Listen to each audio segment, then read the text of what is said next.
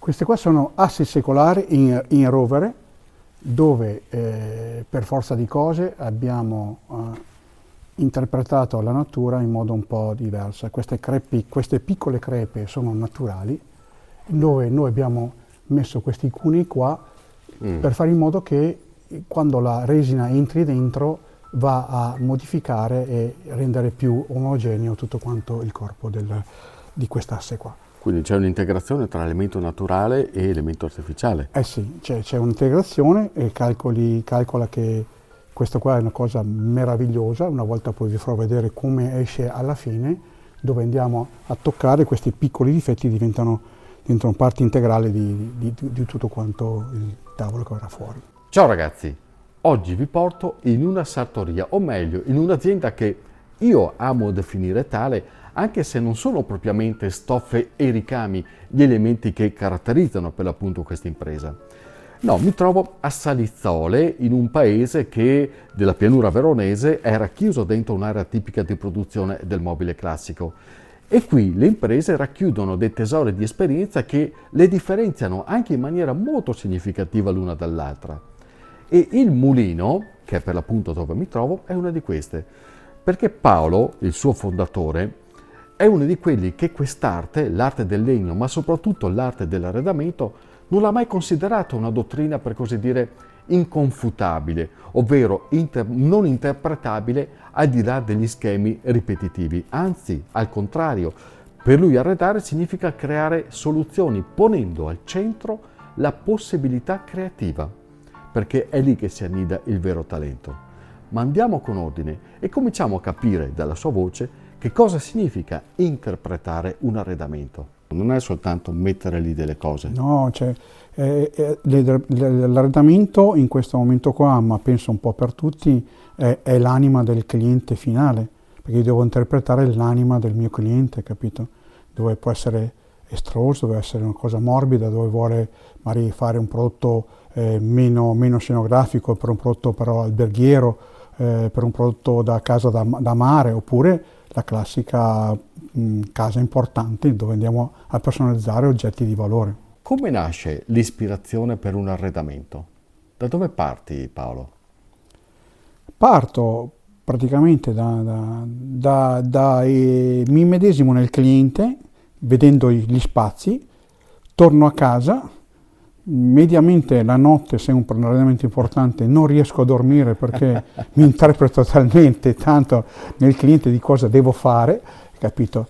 E la mattina mi sveglio anche alle 4-5, vado giù in ufficio e inizio con la mia modo semplice, ma molto semplice come si usava una volta, a scarabocchiare e vedere cosa riesco a inserire dentro in quello spazio lì. E per creare immagini, per creare soluzioni particolari, diciamo, in modo che l'utente finale, dopo sia la scenografia, diventi molto carina, diciamo. Ecco. Quindi è un bel mix tra la vecchia scuola, quel di prendere appunti, di fare degli schizzi, e sì, poi trasladare tutto su PC. Sì, purtroppo è che noi nasciamo come proprio artigiani da 3 generazioni, portiamo avanti questo mix e la soluzione ideale è tenere valide l'artigianalità di una volta, ma con la tecnologia e con l'attrezzatura e con cerniere e quant'altro, insomma, con tutto di quello che ci va a oggigiorno, diciamo, con i nostri arredamenti. Questo cos'è?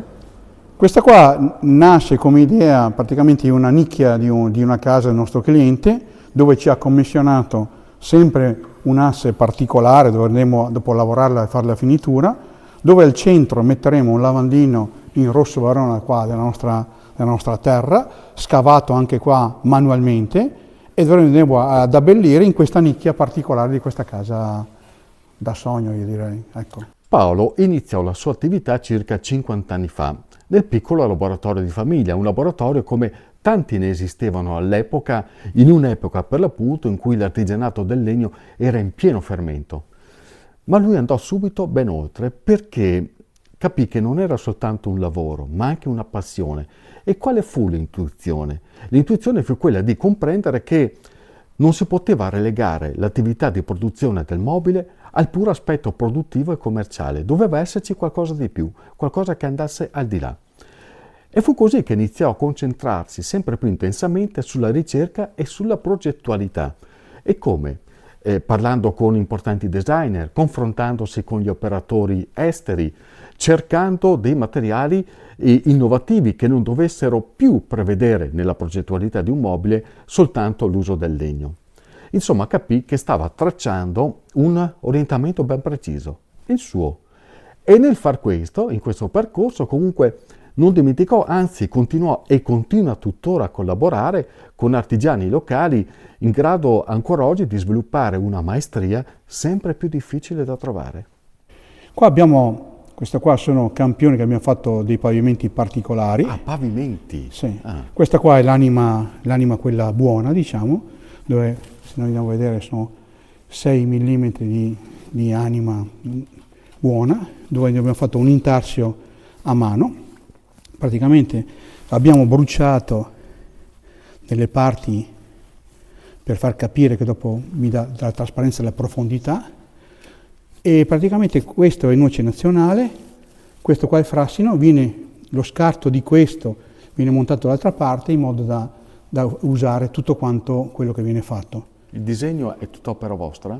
Il disegno viene fatto a mano, sono disegni del Settecento dove vengono riproposti in arte fiorentina. Dove vanno questi pavimenti poi? Questi qua vanno in giro un po' per il mondo, dove abbiamo dei clienti un po' particolari dove vogliono fare non tanti metri perché è un prodotto molto particolare, ma magari fanno il salone, fanno la cucina oppure la camera da letto importante.